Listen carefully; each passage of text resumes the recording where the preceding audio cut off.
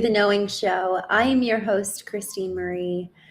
Tonight, I felt excited around this topic. Are you living for someone else's expectations? Because this is how I lived for nearly 30 years of my life. And so this concept of not living that way has brought so much freedom into my life, and it has radically changed. Honestly, it's funny, not necessarily the external much, but internally, I feel like I've just transformed really truly at a molecular level because of this shift from living for someone else's expectations versus living as I feel called. And I think that that's where this is probably one of the most important things for us to discuss tonight, is that not living for somebody else's expectations does not mean that, I'm going to go and be selfish. It's not this common understanding of self-love, which is selfishness. I've seen that so much, and I know you have too. We've seen these excuses for, I'm just going to love myself, as the excuse for selfishness and not taking care of people, and actually not living in alignment with what I value and who I want to be. It's gone this pendulum swing. And we see it with nearly every generation. There's a pendulum. And so sometimes there are a need for swinging to the other side of the extreme in order to then come and find the middle ground. But we see such extremes. And so the question that really should be on our minds tonight is, who are we living for? And at the end of the day, that's ultimately the question in so many ways. It's, who am I living for? What am I living for? Why am I living? Asking that question. Even as I say that, why am I living? That's a big question, and that's a hard question. And that's part of the reason why on Wednesdays we have trivia nights, just to add some levity to these conversations, because on the Knowing Show, the goal is to go deep. The goal is to discuss the hard questions. The goal is to be really authentic and actually vulnerable, and it doesn't mean you need to be vulnerable with me per se, although I find it such an honor when people do choose to be vulnerable, but be vulnerable with yourself. The goal is that this is the space where you and I look in the mirror and where we ask ourselves the hard questions. And I actually welcome your questions, both to challenge me, but also to challenge yourself and to challenge each other. One of the things that we're looking to create over the next couple of weeks is the Knowing community, because man, is there a need for community. I posted on my Facebook earlier today and on my LinkedIn, and was talking about some of the comments I've seen over the last couple of weeks around loneliness. And there is a loneliness epidemic in so many ways. Like, I was actually talking with someone tonight about it, and they were like, we saw it happen during COVID, but we haven't really bounced back. We haven't really rebounded. And, there's something around the loneliness of being. It's especially lonely when you're in a room sitting next to your partner or your kids or your best friend or your family and feeling so not known and so not seen. That loneliness is worse than being alone. And there's a big difference between being alone versus lonely. And so this conversation around, who am I living for, and am I living for someone else's expectations? I think that loneliness actually has a big part to play in this, because the goal is not in eliminating, I'm no longer going to be living for other people's expectations. The goal is not to eliminate community, eliminate those people. Because here's the thing, eliminating those people, if we're not addressing the real issue, you're just going to find someone else to live for. I like this example, and bear with me, I'm literally going to grab my charger. I was thinking about this example the other day on the show. The reality is that if we are living for somebody else, there's a reason why. We're getting something from them. Either they're solidifying our value or they're nurturing our sense of meaning. We are doing that for a reason. We're living for someone else's expectation. We're living for them because they need a need. And that's really, really important for us to address. And no one else can say what that need is for you except for you. So in this moment, we're talking about Knowing Show. The goal is to hold up a mirror, and the goal is to be vulnerable with ourselves. The question is, why am I fulfilled when I am living for somebody else? What do they give me? And so this is what I was grabbing. this example of when we are living for somebody else, it's like our electrical, our plug is hooked up into their electrical socket. We are sourcing life and meaning and worth, whatever it is that you get from them, you're plugged in. You're getting your needs met by them being your source. And it's the source of what? That's for you to say. The source that they of them providing you what you need in terms of validation or worth or even a sense of meaning. Honestly, I see this a lot with women and even men with their children. You know, there's actually an inappropriate relationship between parents and kids when parents can actually become emotionally dependent on their children. That's a very inappropriate power shift where actually the child has the power over the parent's emotions, for better or for worse. The child has the ability to upset the parent. The child has the ability to calm the parent. Either way, there's an inappropriate power dynamic when the child has the ability to soothe you or upset you, disrupt your emotional stasis. And so your child may actually be the thing that you're hooked up to. And your partner could be the thing. Your work might be the thing. The question is, who are you living for? And why are you living for them? What needs are they meeting by you hooking up to them as kind of the electrical socket? And so that's first, in order for us to have this conversation, is who is that? And what is that source? Where am I actually deriving my worth? Where am I deriving my meaning? Where am I deriving even... I think that there's something around I am liked because of, and then insert the blank.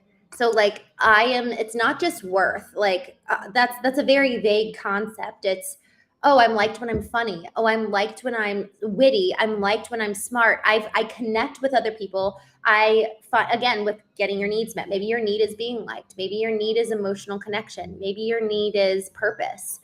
And so whatever your need is, and I think that one of the best ways to find out our needs, this is a really, really good question, is when I'm alone, what do I think about? A friend of mine, he said that growing up, he would constantly think about where his next meal was coming from. That's a need. The security, food security is a need. And then for others, I've heard people say, I would wonder about my relationship with my parents. Like, were they going to come home angry or were they going to come home loving? Another friend said, I would come home from school and wonder how my mom was going to be that day. Would she be in a good mood? Would she be in a bad mood? And depending on the mood she was in, it would be a good night or a bad night. So that concept of like, okay, is there stability? Is there security? Is there reliability with these people? So often it starts in childhood. This is how we even start living according to other people's expectations to begin with. So often it's rooted in and stemming from a childhood experience or experiences built on top of each other. A dear friend of mine, she was talking about her relationship with her sister growing up, and they shared a bedroom. And it was like the slow drip of little cut after little cut. They say you die by 1,000 cuts. It's so true. It's all the little moments, like the dripping of a faucet in the same place. It erodes over time. It erodes a part of us. And so to survive as kids in those dynamics, in those situations, we learn a behavior, we learn a pattern, we learn a program of how to approach the world. And so we either learn it in our nervous system, we learn it cognitively, and it all plays a part together, but it manifests itself in different ways. And so depending on what that experience was as a child, it set us up for a particular need that was there was an instability there. There was an insecurity there.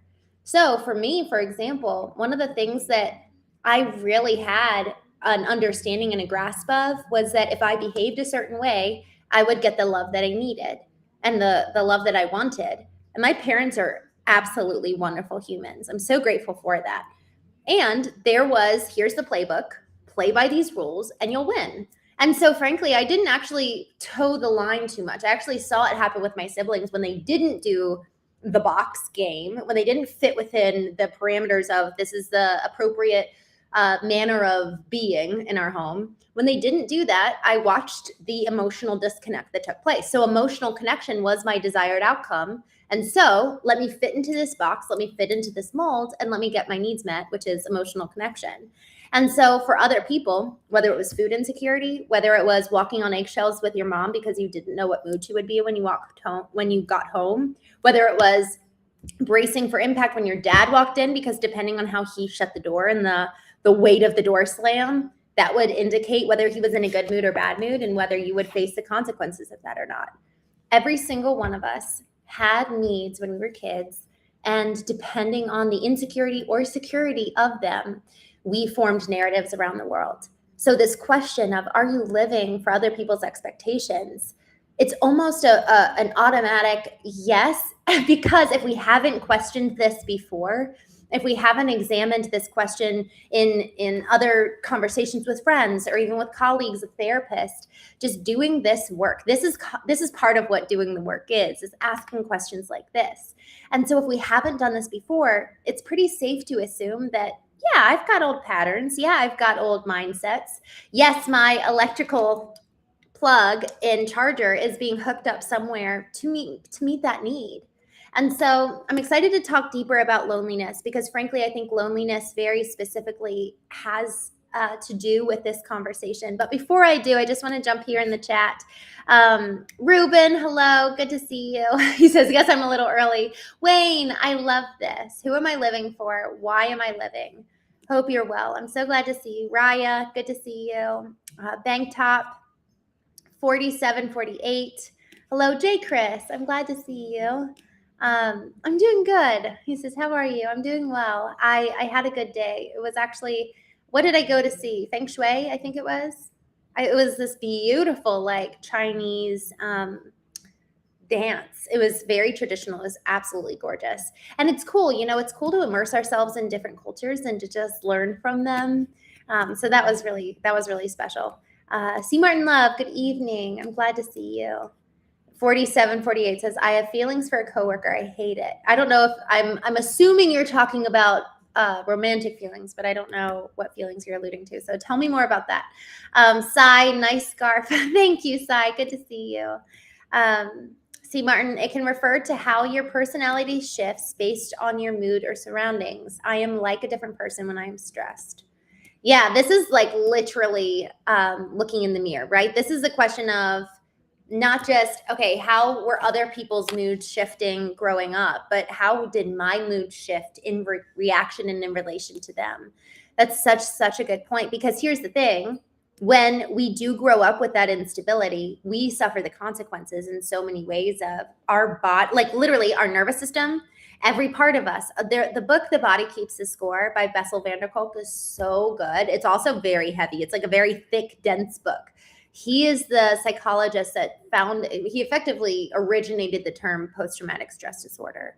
And in that conversation, he talks about, or in the book, really, he talks about how the body records data. This is why when we talk on the show about like the intelligence of the body, the intelligence of the mind, the intelligence of the emotions, we know about intellectual intelligence, we know a little bit about emotional intelligence, but we don't know much about physical intelligence. We don't know much about spiritual intelligence.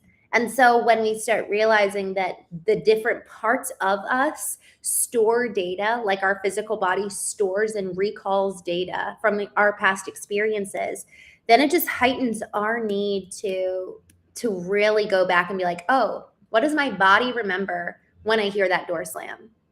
It was, I won't.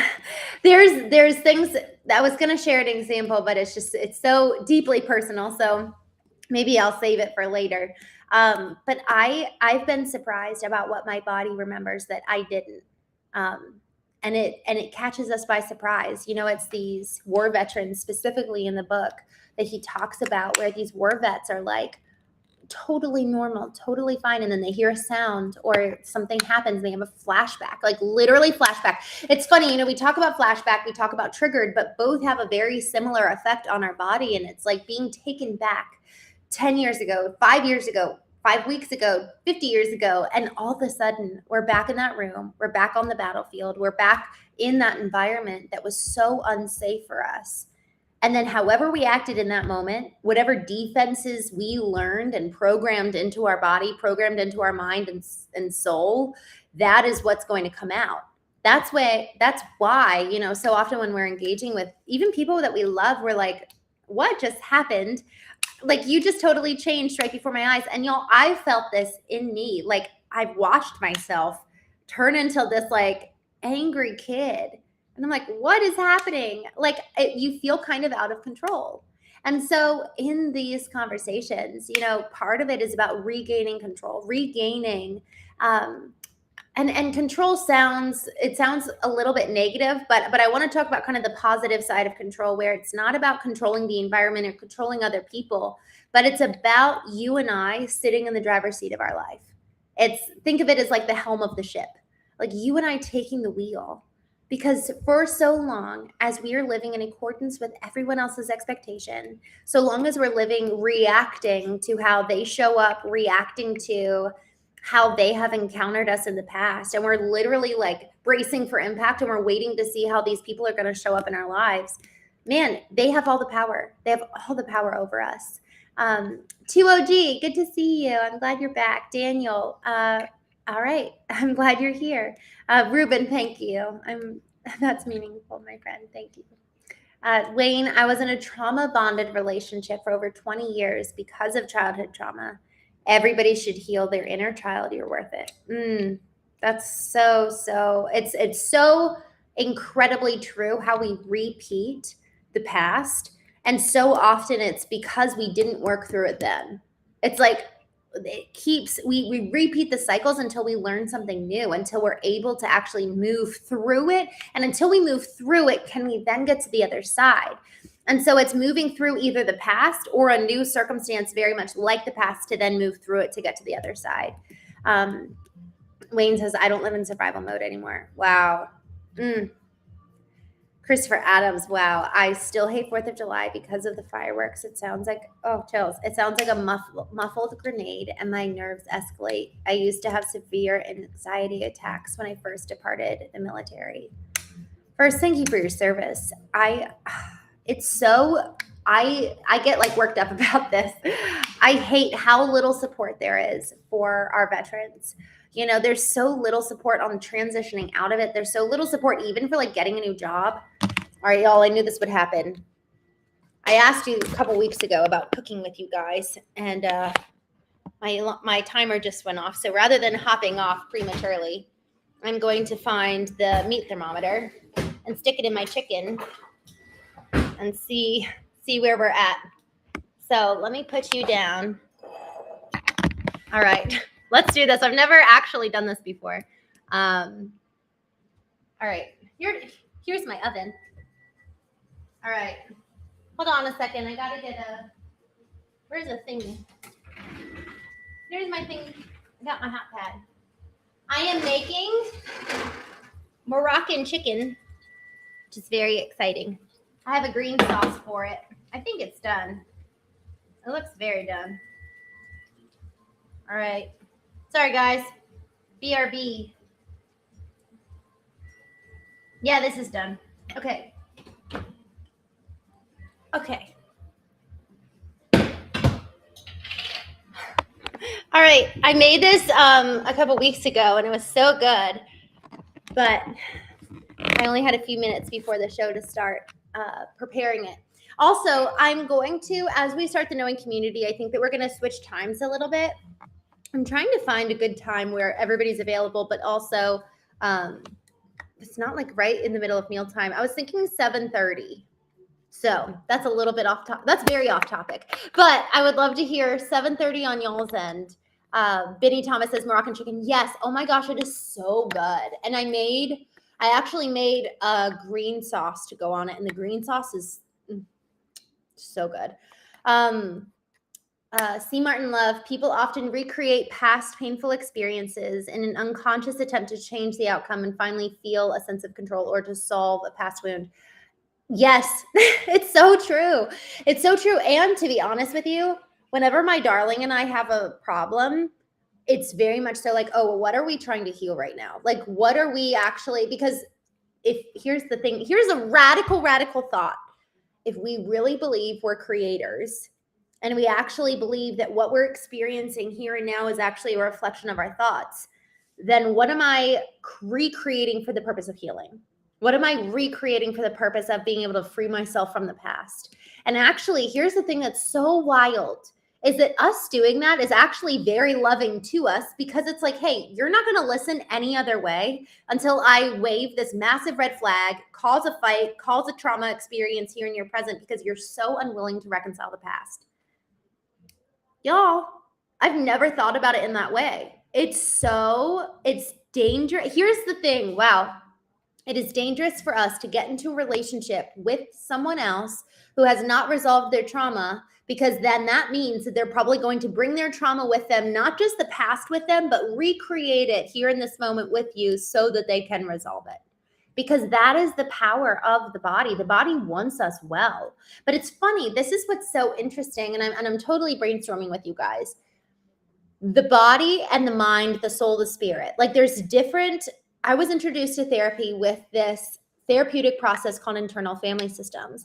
And internal family systems is effectively representing, there's 4 parts of us: the manager, the controlling part, the firefighter, the part of us that's like distracting from the pain, the wounded part that is like constantly trying to be hidden by the controlling part and the distracting part.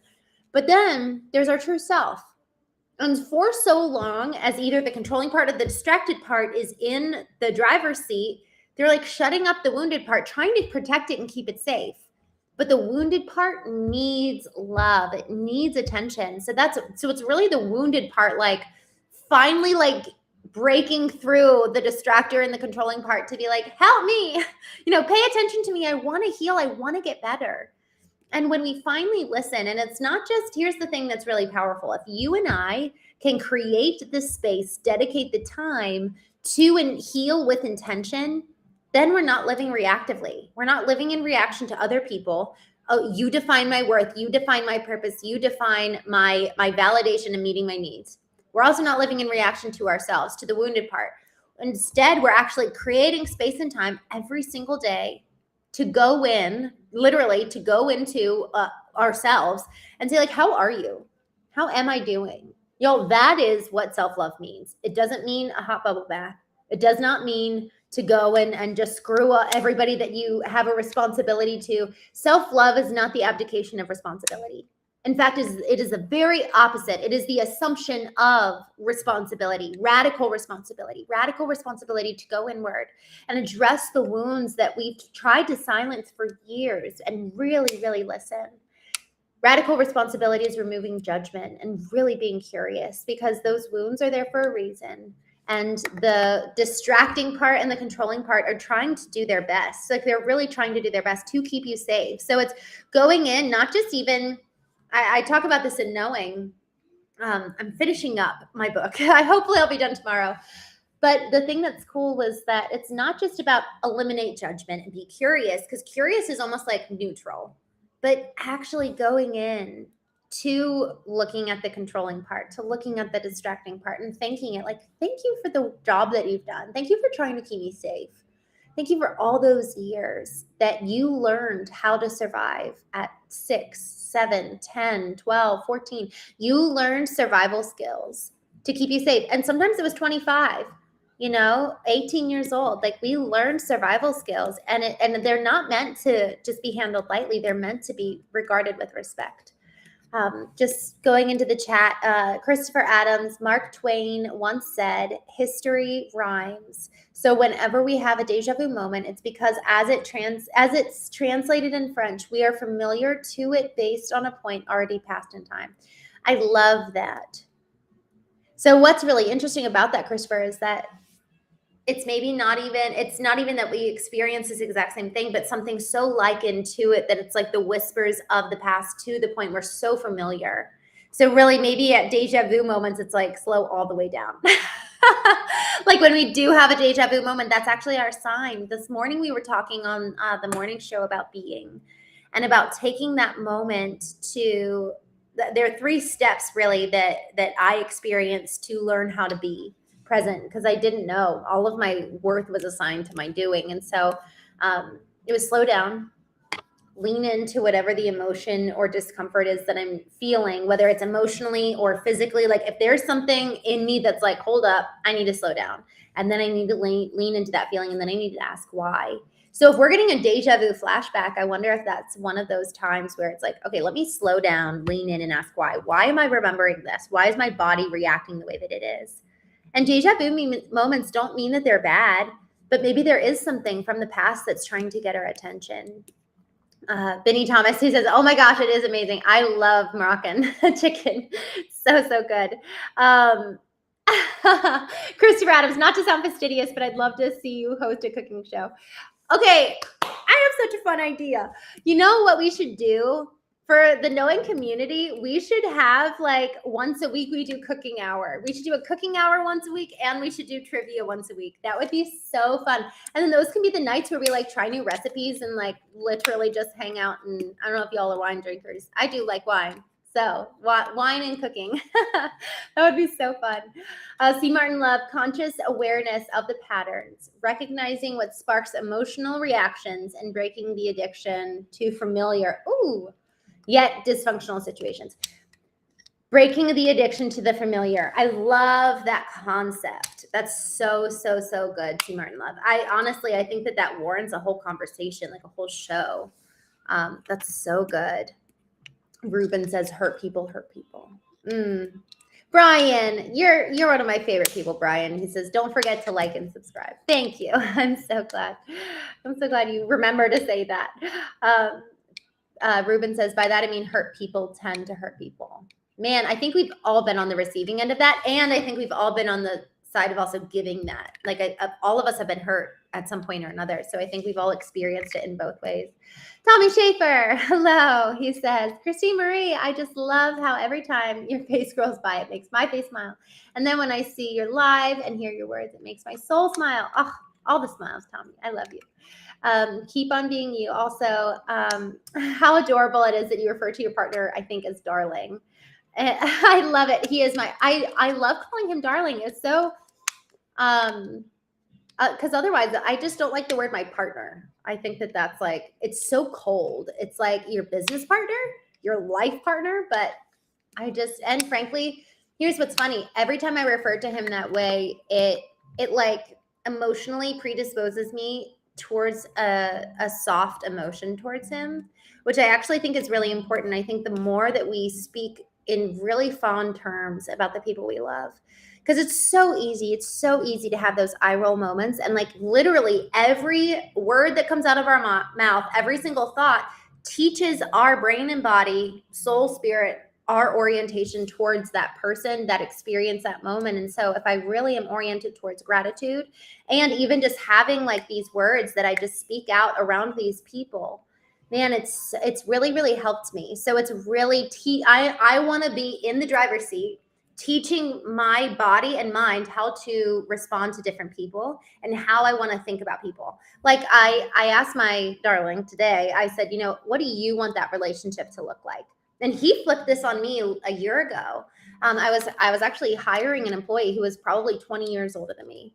And I was like, I mentioned to him, I was like, I feel a little funny, like telling her what to do. And I just, I feel a little bit insecure in this relationship. And he told me, he was like, well, what do you want it to look like? But until we consciously, with intention, think about how do I want this to go?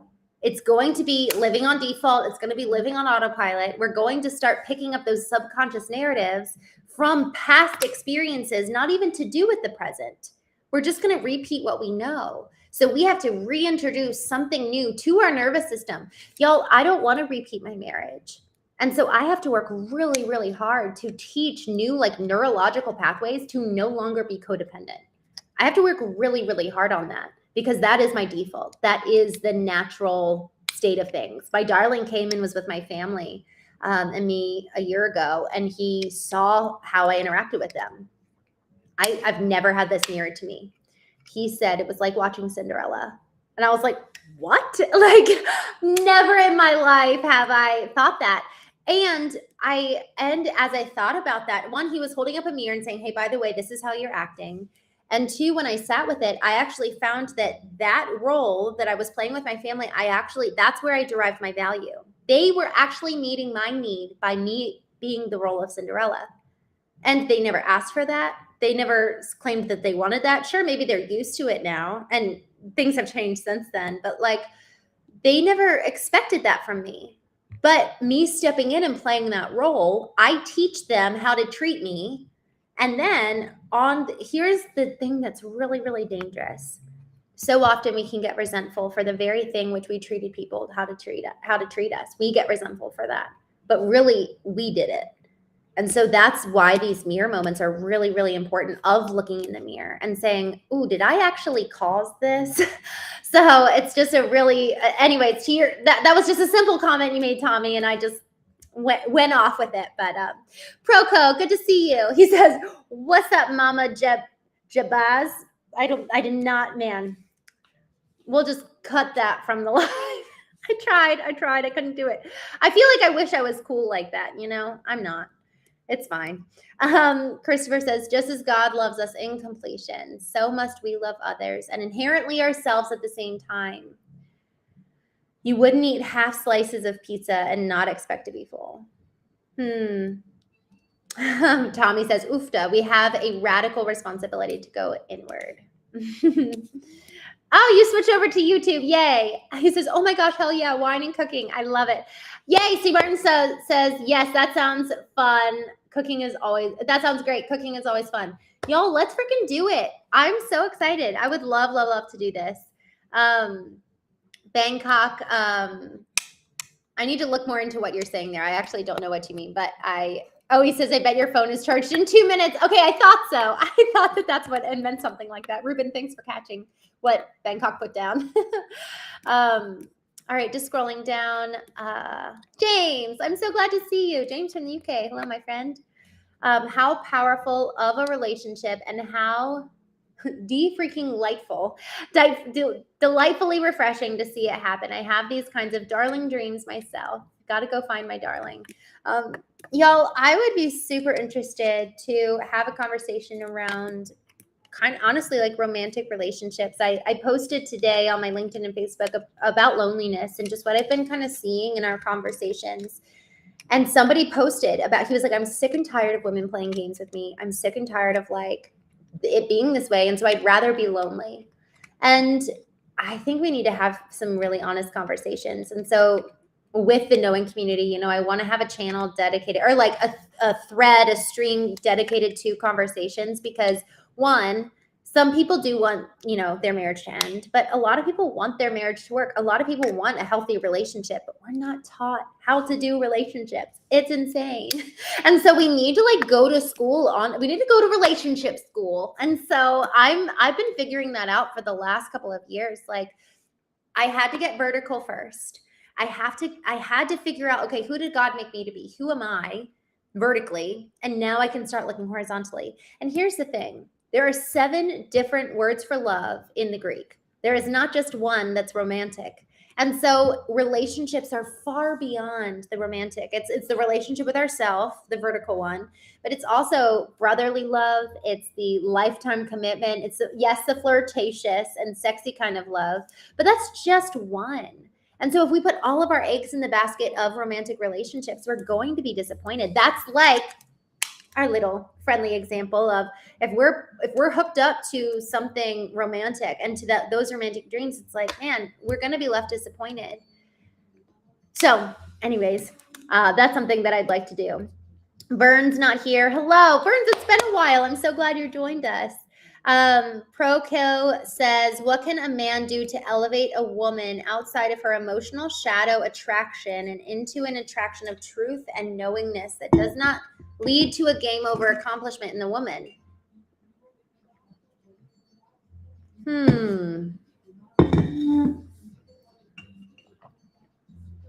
First, I love that we're on the same page. I'm trying to be honest. I'm going to read this one more time because the ending, I think I maybe misread. What can a man do to elevate a woman outside of her emotional shadow attraction and into an attraction of truth and knowingness that doesn't lead to a game over accomplishment in the woman?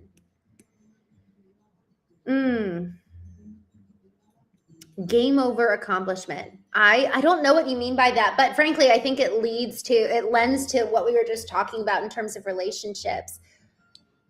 I gotta tell you something that has been really true for me.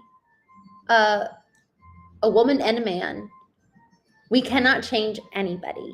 they have to want to change.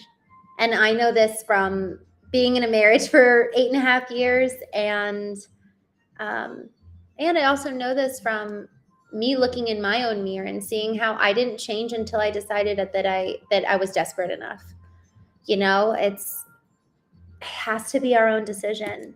And I will say, people are inspired by example.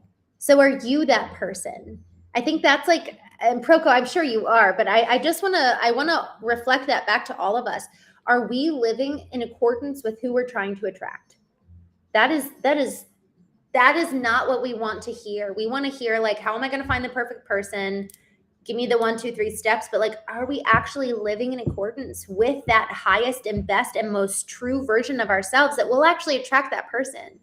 This man I was talking to last night at an event, he said that he went on a dating sabbatical and he felt the call 3 mornings in a row during his meditation to write a book.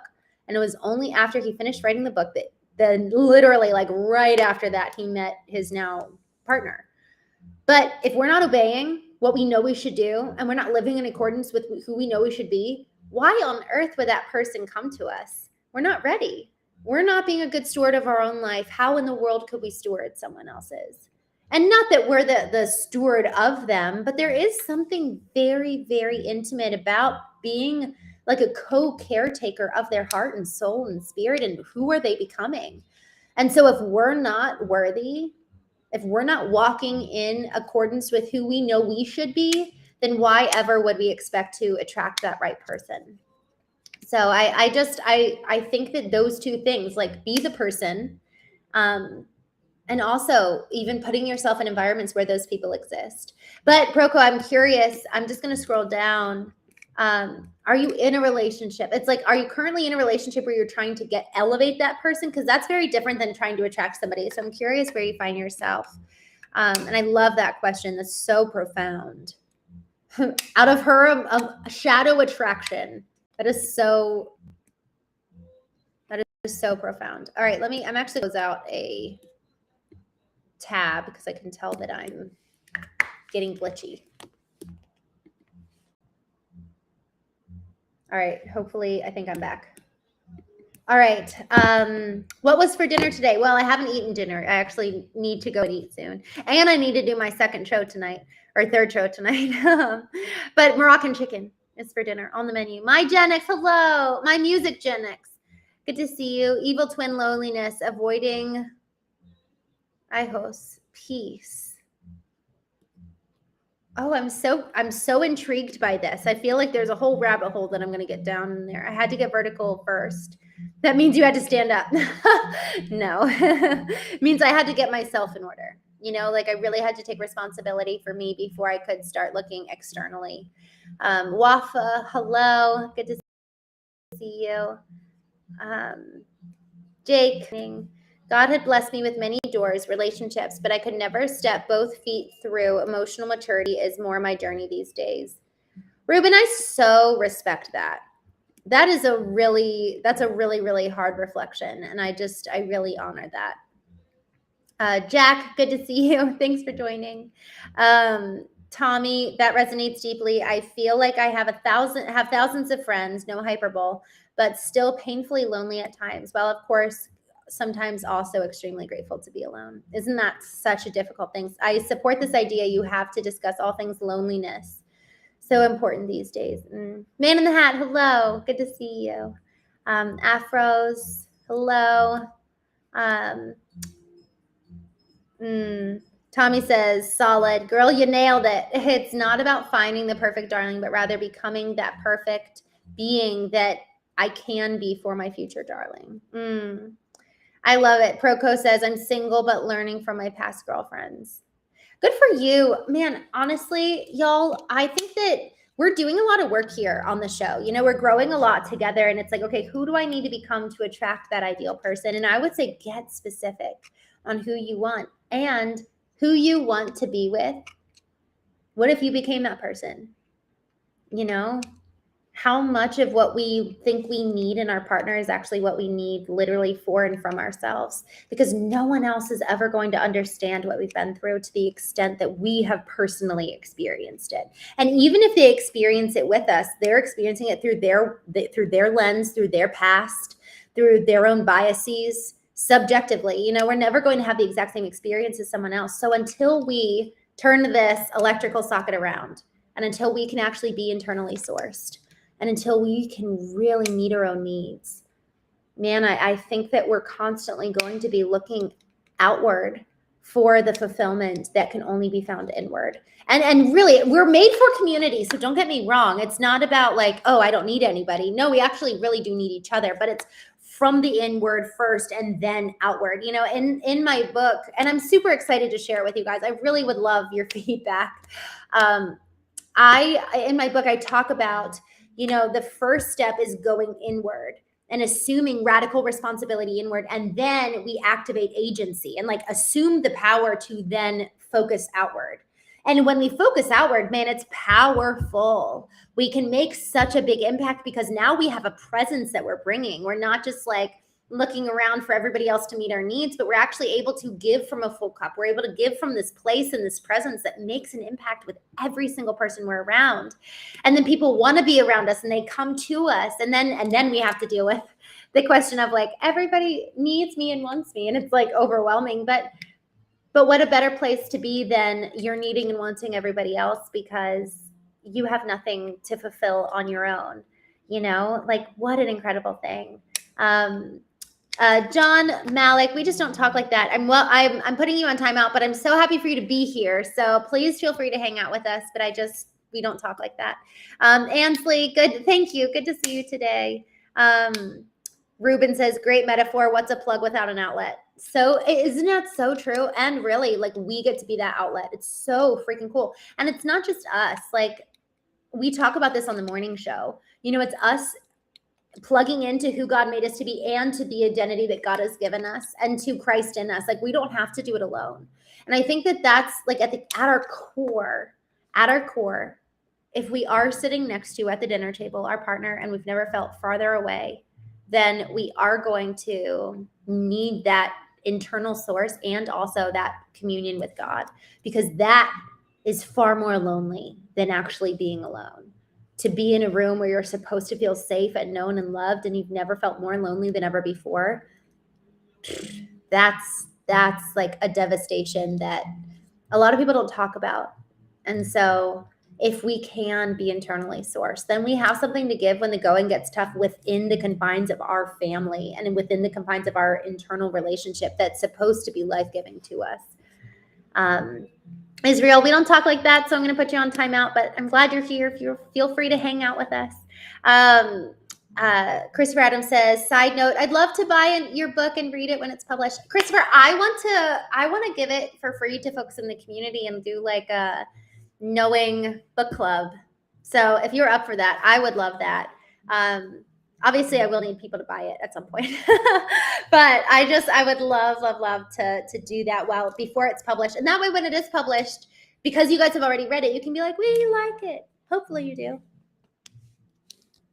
It's funny when you can tell yourself, like, get vulnerable for a moment. So I totally just got vulnerable. I'm like, I hope you like it. And I also know there will be people who don't like it because there's people who don't like the show. So, but it is vulnerable when you like put all of you out there and you're like, here, world.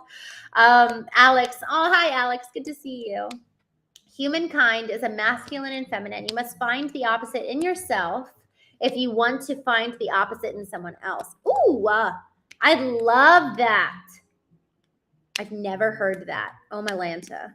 Steve, hello. Steve Hannigan. I'm so glad you're here. Y'all, it's fun getting to know you guys and like know your names. And I'm excited for when we can all hang out in person, virtually, but in person. And maybe in person one day. Who knows? Tommy, I love this. Oh, you should do a show that talks about all of this. Maybe call it the Knowing Show. That's cute. Oh my gosh. Humanities, hello.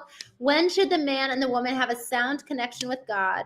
Or I'm sorry, when both the man and woman have a sound connection with God and are fulfilled, There is no more codependence, but two lives coming together to create something beyond what they could themselves. Ugh, so good. Christopher Adams, God is like the captain of a ship. He steers. It's our responsibility to row.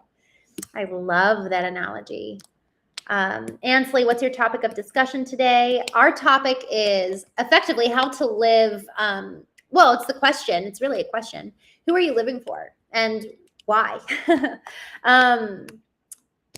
Brian J, hello. Good to see you. Walker, man, he says, is this heaven? You know, heaven is always with you. I will say that. And I know that people don't agree with that, but I actually think we have the opportunity to experience heaven at any time if we so should choose.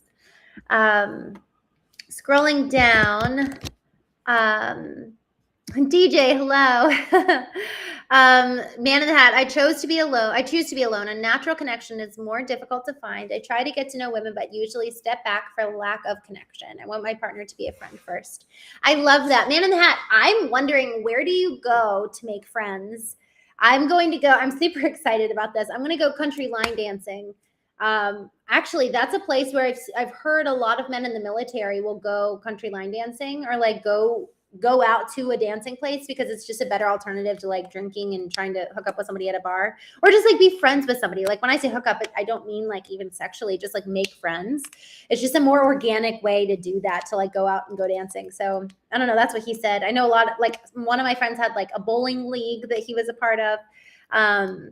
My music Gen X. You're so sweet. Okay. Proco, if I myself truly will have no want for a woman, is this counterintuitive?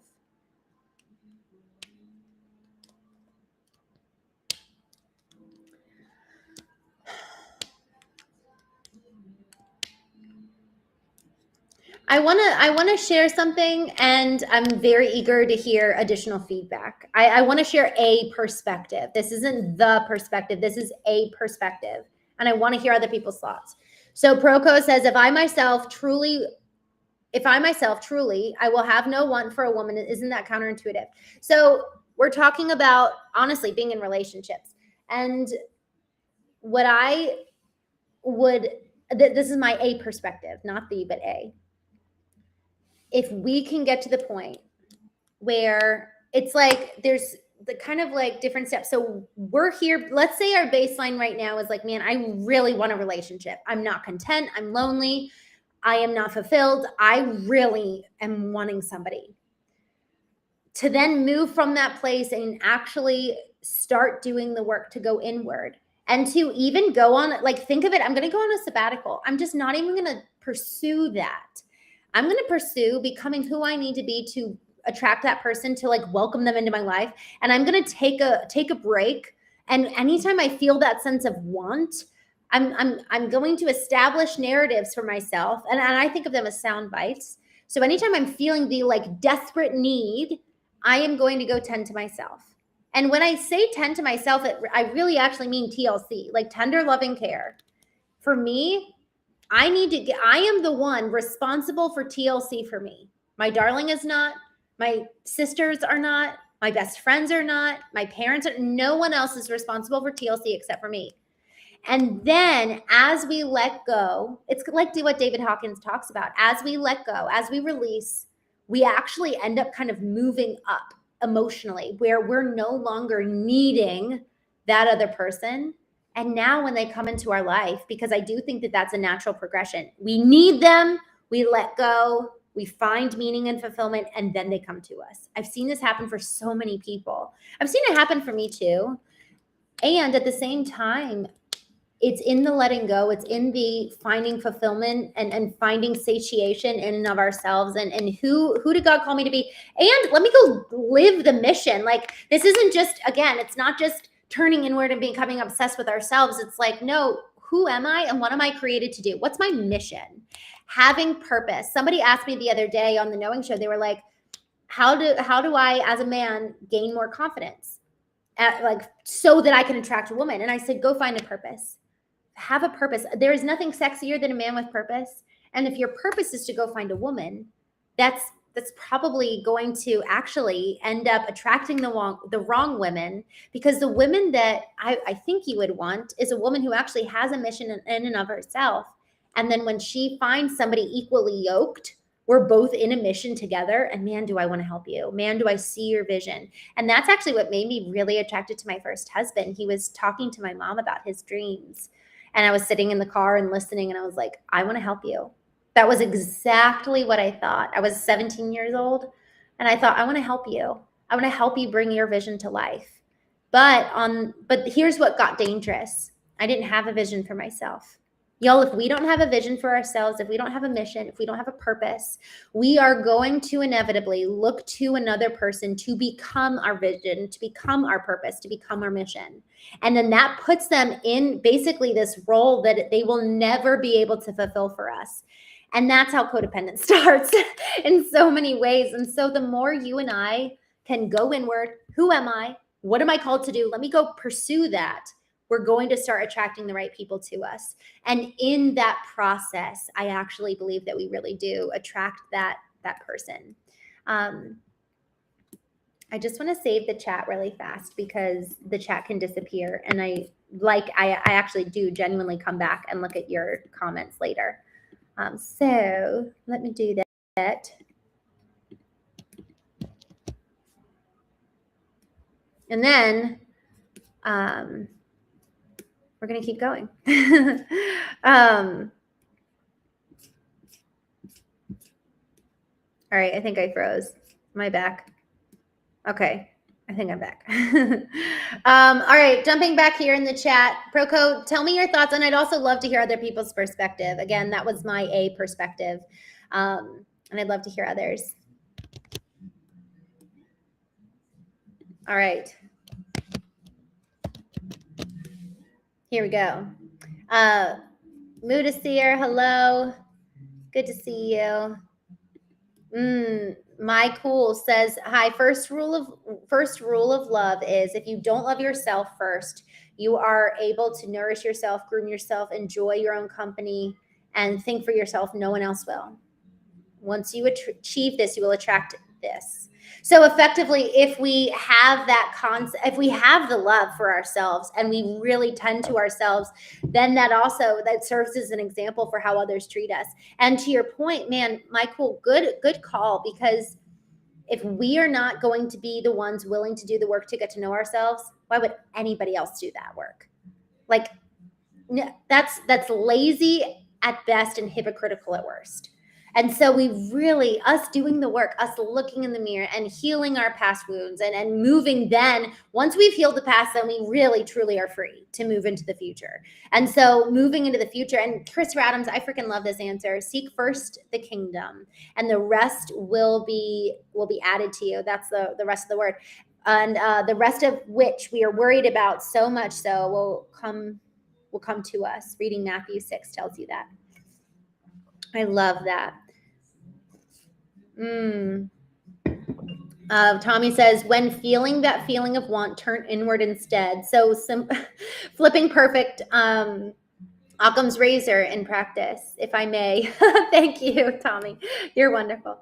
God needs to be more important than our partners to get it right. Cast Blast. I completely agree. Y'all, it really is a hierarchy. You know, my darling, okay, this was a hard moment. My darling called me out on this back in November. He said, I feel like I have been the superordinate principal in your life and you've been kind of navigating me.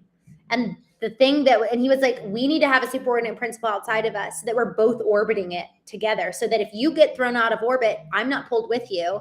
And if I get thrown out of orbit, I'm not thrown out with you. It was one of the most brilliant relationship discussions we've ever had. Because here's the thing. I only knew how to do relationship in codependence.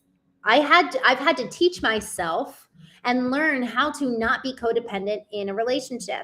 And so I've done a lot of missteps, and so has he, because he leans on being codependent too. So we're able to catch it in each other, which is helpful. But man, my modus operandi has been codependent. And so I have put him as the center of my universe many times, and he's done the same thing. He sometimes puts his kids as the center of his universe. And so it's a continual release of, you're not the center. God is at the center to use both of y'all's example there, and then call out both Cass Glass and Christopher. If we're not having a superordinate principle bigger than you, me, everybody around us in this physical world, one, it remains stable when things get crazy. And then two, it also helps it so that we're not putting so much pressure on that person to fulfill on an obligation that they didn't even know that they were signing up for. God bless my former husband, like I really was so focused on him that I think he wanted, well, he wanted a lot of things. But I think that, there was a lot. I put all my worth on him. So when he wasn't treating me the way that he should have treated me, it really was devastating for me. And I didn't hold my own. I didn't say, hey, like, actually don't treat me this way. Like, this is disrespectful, or that's unkind, or that's not right. Instead, I just crumbled as a person and just assumed like he knows better than me. I must be worthless, and that's giving him so much power rather than maintaining. That's the thing about the emotional levels. When we're able to maintain peace or maintain joy, we call the other person up to meet us. But man, if the second they have a bad day, we drop down to meet them and we're both now having a bad day, man, that's like a roller coaster cycle that is everybody's on a doomed ride. But if you and I can maintain that level of like, man, I'm going to be good. Sure, I'm going to have boundaries up so that if you're disrespectful or unkind, I'm going to do something about it in kindness and in love, but not as a reaction, not out of pride, not out of ego, because I've dropped down. I can maintain peace. I can maintain joy and instill my boundaries. That's the thing. When we're not living for someone else's expectation or approval, we are free. We're free to toe the line, to hold the standard for excellence, to hold the standard for who we want to be in our mission, and be okay even when someone else is not. Just jumping in the chat, Algie, hola, good to see you. 𝐤𝐢𝐯𝐞𝐫𝐞, positive. Tommy, I already read that. Thank you for saying that. Mudasir, good morning. Man in the Hat says, our purpose is love. Have true faith and be obedient of God. Live in his will, not ours. I love that. Mudasir says, I hope you're fine. I'm fine. I'm good. I've had a really good day. Never give your power away, Wayne. Yes. Y'all, isn't that the truth? Oh my gosh. Ajay, hello. Steve Hannigan says, I've lost someone really close who passed away. I'm finding myself on my own. Wow. Finding it really hard to cope with no interest in life. Oof. Wow.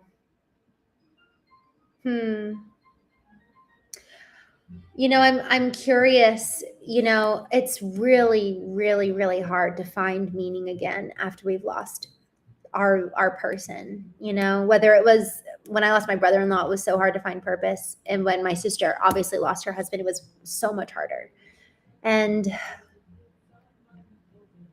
I think that that's really a question. Like, is there a mission that you're called to? Like, why are you here? And I actually think leaning into that is really helpful, and moving through the emotions. So when you're in grief, that's not the time to be asking, why am I here?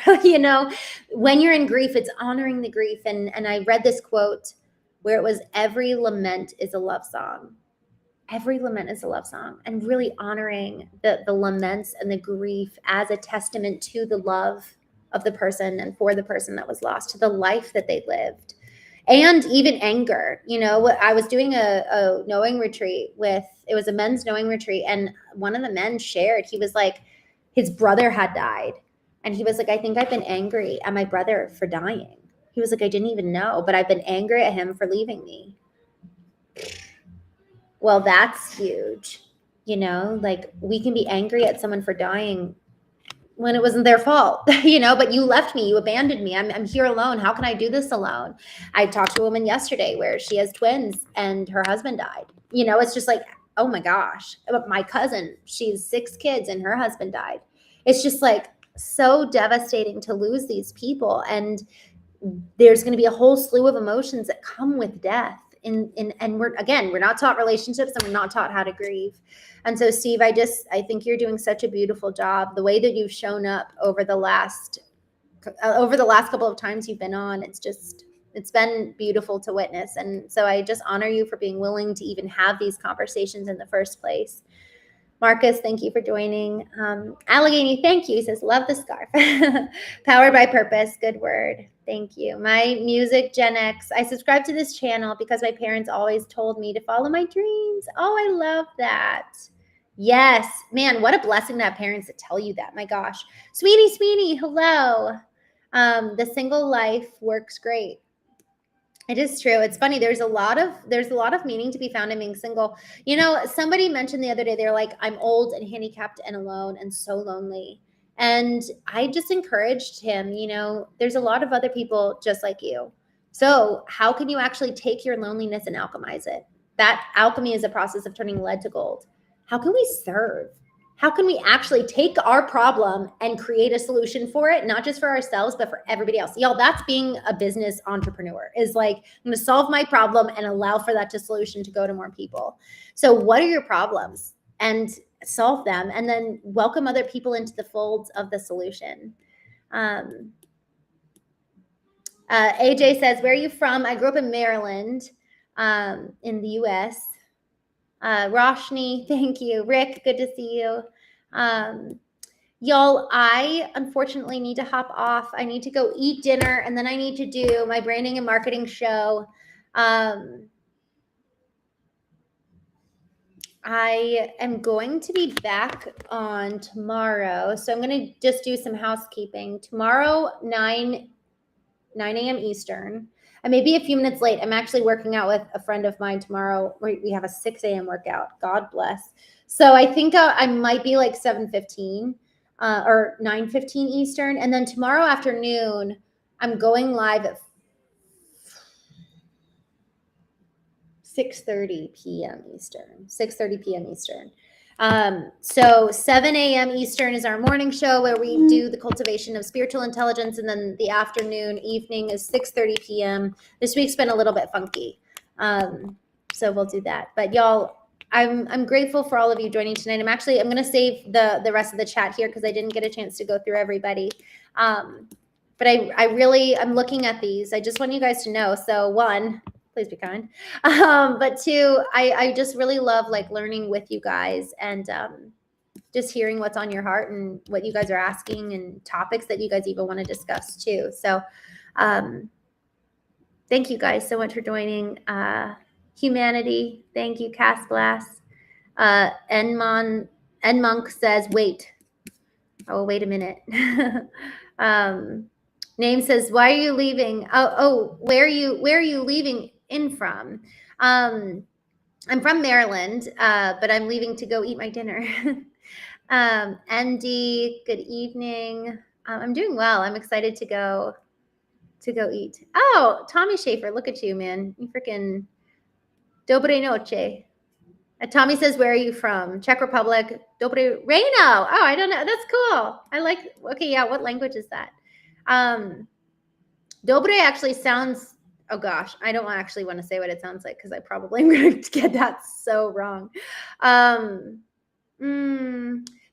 oh, I'm so glad to hear. Hold on, before we jump off, Ben jumped on 2 or 3, I think it was 3 days ago, and said that his girlfriend was having tests for, I think it was pancreatic cancer, Christina. And he says, I wanted to thank you so much for that beautiful prayer for my girlfriend the other day. Tomorrow she's getting the results from her tests.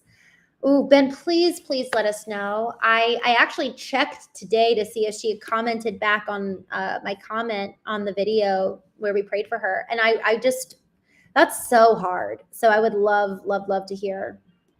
I would love to hear how that goes. Sender V, oh, I feel like you always are jumping on at the end. I'm so bummed to miss you. I'm jumping off. Ijima. Good to see you. I'm sorry we're jumping off. Afros, Midso. But I'm sorry I'm leaving. I'll be back on tomorrow morning, 9 a.m. Eastern, and then again, 6:30 p.m. Eastern. Neon, thank you. I will enjoy the meal. I'm excited. All right, y'all. Have a good night. I'll talk to you tomorrow, 9 a.m. Eastern.